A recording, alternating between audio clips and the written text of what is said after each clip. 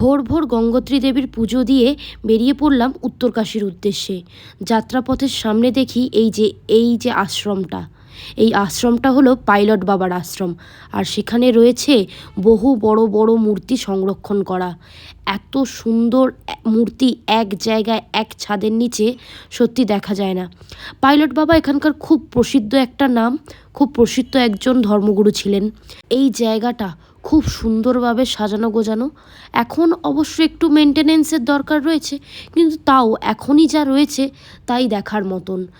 আর দাঁড়াও, এই দিকে আর একটা জিনিস, এই মহাদেবের এত সুবিশাল একটা মূর্তি, মানে আর এত সুন্দর এই মূর্তিটা না, সত্যি দেখে মন ভরে গেল।